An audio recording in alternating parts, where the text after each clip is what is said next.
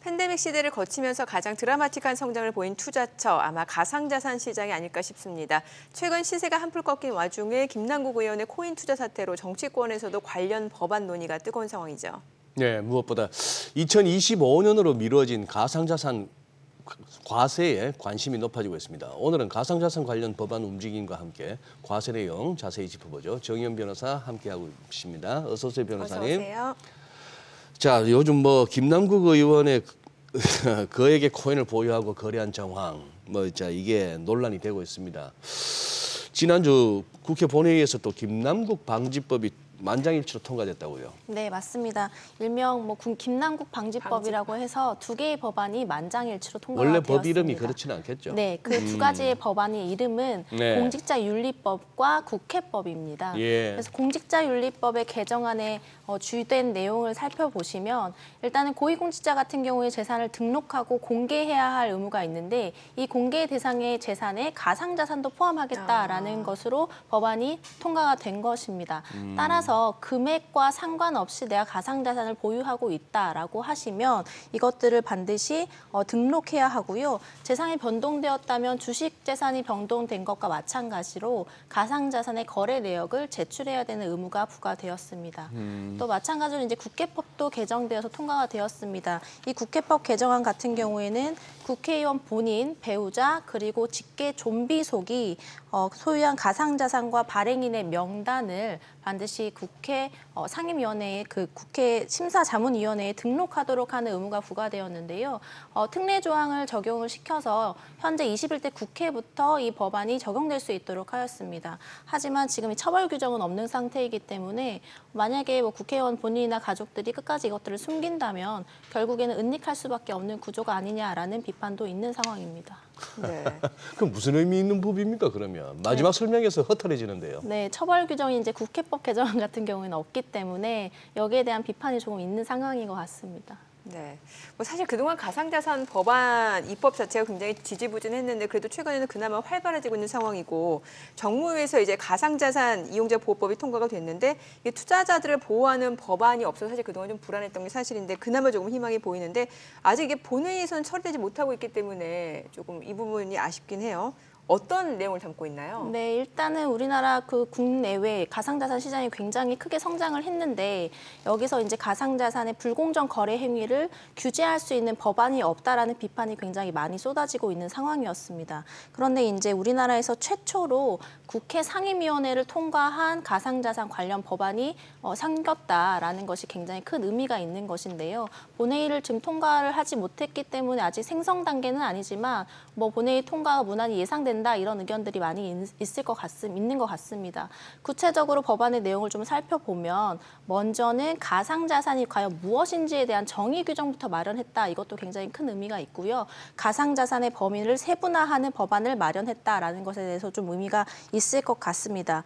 무엇보다도 지금 자본시장법에서는 주식거래의 불공정 행위에 대해서는 처벌할 수 있는 규정을 마련하고 있는데 우리나라 가상자산 같은 경우에는 증권성을 인정받지 못했기 때문에 현재 있는 자본시장법을 근거로 처벌할 수 있는 규정이 없었습니다. 그런데 이제 가상자산 이용자 보호법안이 이제 생겨난다면 가상자산을 이용해서 불공정 거래하는 행위, 즉 시세를 조정한다거나 미공개된 중요 정보를 이용해서 투자를 한다거나 이런 행위들을 모두 다 금지하고 있는 법안이 마련되는 것이고 만약 이것들을 위반할 경우에 형사처벌이 가능하고 추징과 몰수도 가능한 법안이 마련되었다라는 측면에서 굉장히 투자자들을 좀 보호할 수 있는 법안이 지금 생성되고 있는 상태이다라는 기대감이 있는 상태입니다. 네. 그래요.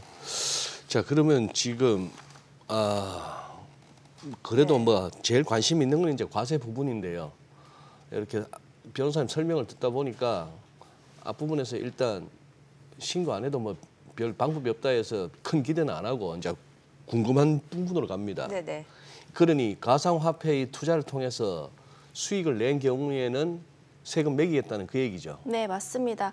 작년 12월 달에 네. 국회에서는 가상자산 과세에 대해서 법 시행을 2025년까지 유예하겠다 이렇게 의결하였거든요. 이 현행 소득 법상에서는 네. 이미 가상자산에 대해서 소득세를 부과하겠다라고 법률이 개정된 상태이고요. 이 시행만 2025년 1월 1일까지로 유예되어 있는 상태입니다. 지금 준비 기간을 거쳐서 결국에는 과세가 될 것으로 보이는데 예. 현행 소득세법에서 규정하고 있는 것은 가상자산을 양도하거나 대여하여서 발생하는 소득, 즉 가상자산 소득에 대해서 과세하겠다라고 명확히 규정을 하고 있습니다. 이때 양도는 매매와 교환 모두 포함하고요. 대여 같은 경우에는 뭐 예를 들어서 가상자산을 예치하고 이자 소득을 받는 경우 네네. 이건 대여 소득이 될 수 있을 것 같습니다.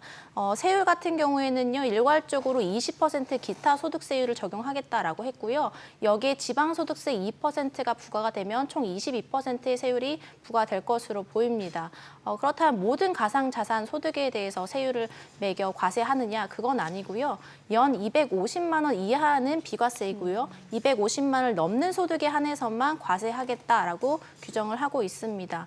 2025년 1월 1일부터 이 법이 적용이 되는 것이기 때문에 당시부터 발생하는 소득에 대해서는 과세 대상이 되고 2026년 5월 달에 최초로 과세 신고가 이루어질 수 있을 것 같습니다. 그럼 이제 손익 기준이 좀 중요할 것 같은데 만약에 이제 가상자산을 팔지 않고 이제 거래손에 두었다가 뭐 이런 경우에도 부과가 되는지 아니면 팔기는 했는데 이제 인출하지는 않은 경우도 있을 거 아니에요? 네, 맞습니다. 과세 여부가 어떻게 되나요? 우리가 뭐 소위 말하는 평가 손익이라는 게 있을 수가 그렇죠. 있습니다. 이거는 팔지는 않았지만 현재 시세에 따라서 손익이 평가가 되는 시스템을 말하는 것인데 이 평가된 손익에 대해서는 과세를 부과하지 당연히 않습니다. 실현된 수익에 대해서만. 네, 맞습니다. 예. 양도와 대여를 통해서 실현된 수익에 한해서만 과세를 하고 있는데 예를 들었으면 내가 지금 가상자산을 매도했고 여기에 대해서 현금화 시켰음에도 불구하고 이것들을 인출하지 않았을 경우엔 그럼 어떻게 되느냐라는 네. 생각이 할 수 있을 텐데 예. 인출의 기준이 아니고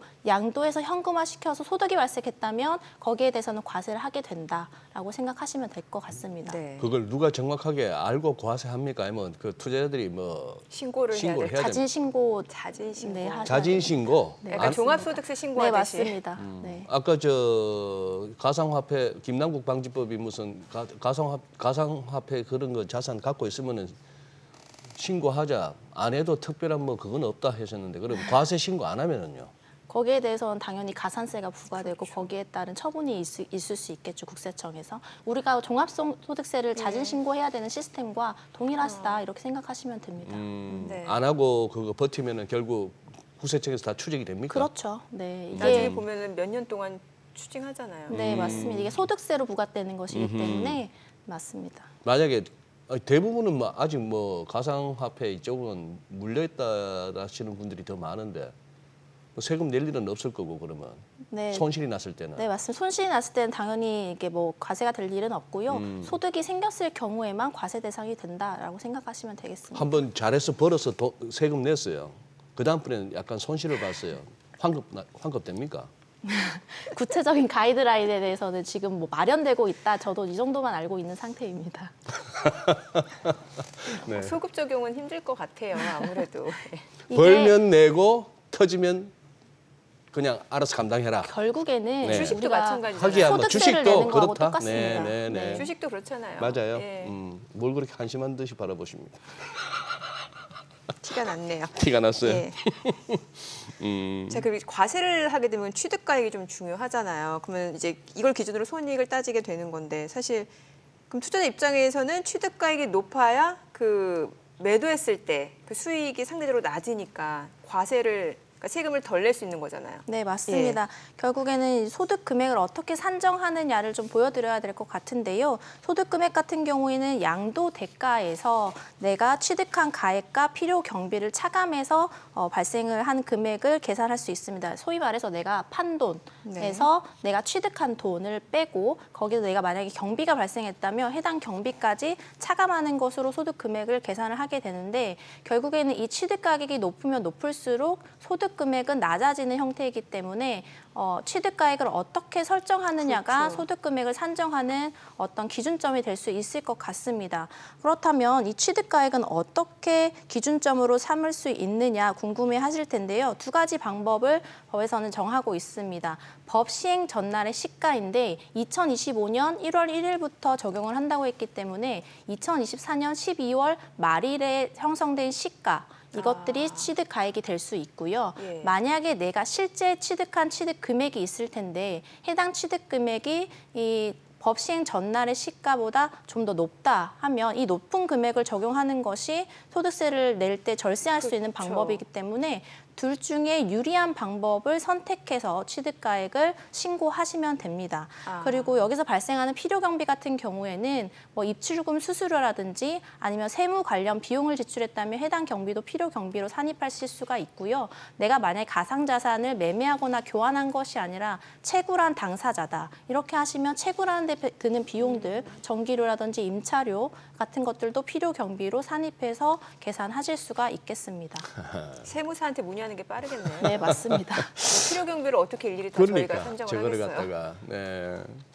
아니 이제 이 가상자산 거래 또 국내뿐 아니라 해외에서도 하시는 분들도 많으세요. 그러면 이제 올해부터 해외 금융계좌 신고 대상에 요거 가상자산 계좌도 포함된다. 네. 맞는 얘기입니까? 네, 맞습니다. 네. 해외 금융계좌 신고 제도라는 것은 결국에 우리나라 국내 거주자거나 아니면 내국 법인이 해외에 소유하고 있는 해외 계좌에 들어있는 돈의 합산액이 5억 원을 넘을 경우에는 이듬해 6월까지 관할 세무서에 신고하도록 한 제도입니다. 결국에는 해외에 돈을 은닉하거나 국외 수입이 뭐 이렇게 잡히지 않는 것들을 좀 방지하기 위해서 해당 제도가 마련되어 있는 것인데 원래는 이 해외 금융 계좌에 해외 가상자산 계좌는 포함되어 있지 않았는데 이제 관련법이 개정되면서 올해부터는 그 대상에 포함되기 때문에 올해 6월부터는 신고 대상이 됩니다. 따라서 내가 만약에 해외 계좌를 가지고 있고 가상 계좌를 가지고 있는 상황인데 내가 5억 원을 초과하는 넘는 잔액을 보유하고 있다 하시면 관할 세무서에 이것들을 반드시 신고하셔야 되고요. 이것과 관련돼서 5대 국내 거래소에서도 공지를 좀 활발하게 하고 있는 상태인 것으로 알고 있습니다. 만약에 미신고하시는 경우에는 미신고 금액의 10%에서 20%가 과태료로 부과될 수가 있고요. 만약에 50억 원이 넘는 금액을 신고하지 않았다라고 하시면 신상명세가 등록되거나 아니면 형사처벌까지도 가능하기 때문에 해당 부분 반드시 놓치지 마시고 신고하셔야 된다는 것 알고 계셔야 될 것 같습니다. 네, 형사처벌까지도 가능하다고 하니까 꼭 자지신고를 해야겠네요. 자, 이게 2025년 과세 시점이잖아요. 그러면은 그 전까지 아직 시간이 있기 때문에 언제라도 이게 좀 수정될 수도 있을 것 같고 이 법안 자체가. 그럼 투자자 입장에서 좀 염두해야 될 점이 있다면 뭐가 있을까요? 네, 현재 우리나라에서는 지금 김남국 의원의 코인 논란, 네. 그다음에 뭐 예를 들면 강남 납치 살인 사건 같은 경우에 그 배경 사건이 결국엔 피코인을 둘러싼 사기, 네. 그다음에 루나 테라 코인 사건과 관련된 굉장히 뭐 유명한 그 사기 사건들이 전부 다 코인과 연결되어 있는 지금 상황에서 과세 논란이 뜨거운 이유는 결국에는 코인과 관련된 수익 흐름들이 투명하게 좀 관리되고 공개되어야 한다라는 여론이 있는 것 같습니다. 따라서 이제 국세청이나 관계 부처에서도 가상자산에 대해서 과세를 할 수 있는 기술적인 준비는 모두 마쳤다 이런 입장이고요. 세부적인 가이드라인을 좀 마련하고 있는 상황인데 코인을 현금화할 뿐만 아니라 코인을 코인으로 교환하는 경우에도 소득이 발생하며 양도 차익에 대해서 과세한다는 입장이기 때문에 여기에 대한 세부적인 가이드라인 등을 좀 마련하고 있는 단계다라는 입장입니다. 따라서 최근 가상자산의 거래 투명성 확보에 굉장한 관심이 있는 만큼 2025년 1월 1일부터는 해당 법안이 반드시 시행될 것으로 보이기 때문에 이것들을 투자자들은 반드시 준비하시고 생각하셔야 될 것 같습니다. 네. 네, 알겠습니다. 오늘 내용 잘 들었습니다. 고맙습니다. 고맙습니다.